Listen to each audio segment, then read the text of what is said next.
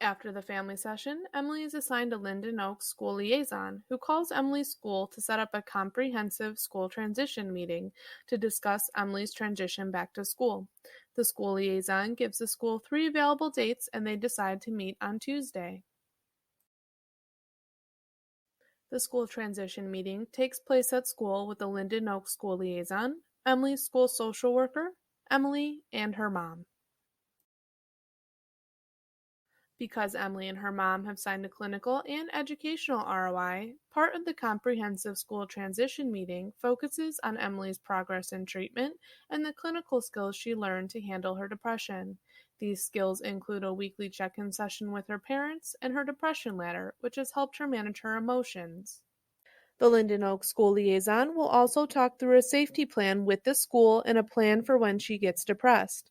This includes a pass to the school social worker's office if Emily feels herself feeling down. In the office, Emily will need to be working on the skills that she learned in treatment.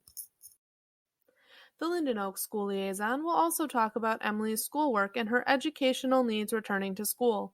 Emily has completed all her assignments, however, she needs to reschedule a test with her American history teacher. By signing both ROIs, the school liaison is able to give the school a full picture of Emily's treatment time with Linden Oaks. In the meeting, Emily, her mom, the school counselor, and school liaison also discuss and collaborate on Emily's return to school. They decide that Emily will transition to IOP treatment at Linden Oaks, which will enable her to go to treatment in the morning and school in the afternoon. The plan is for her to do this for a week, and if she continues to improve, she will be discharged from treatment fully.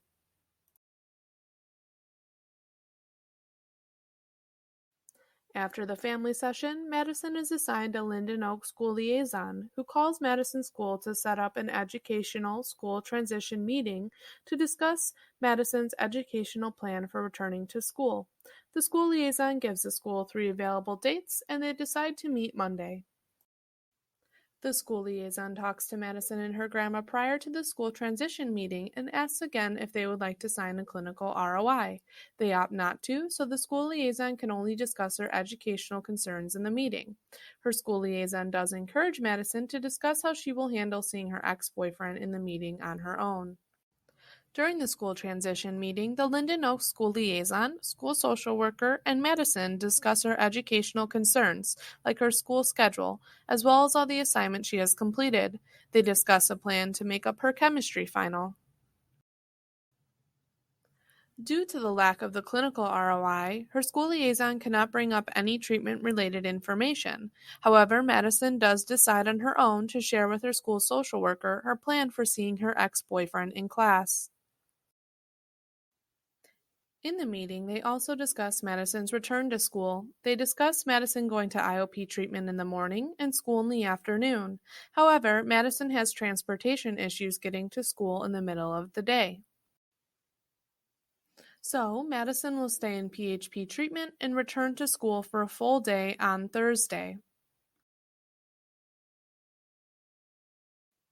Since Jake and his dad have opted not to sign the educational ROI or the clinical ROI, Linden Oaks is not able to assign a school liaison to set up a school transition meeting to discuss his return to school as we normally would. At this point, Jake's school may not even be aware of why Jake is not at school, and Linden Oaks cannot confirm or deny to the school that he is in treatment. So instead of having a school transition meeting and working with a school liaison, Jake's clinical therapist and treatment team will discuss the plan for Jake returning to school. The clinical therapist recommends that Jake step down to IOP treatment and attend treatment in the morning and school in the afternoon. Jake's dad agrees to drive him to school.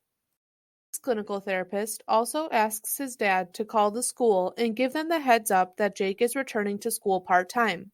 Jake's dad agrees and calls the school to let them know of Jake's return and to send the schoolwork that Jake has completed.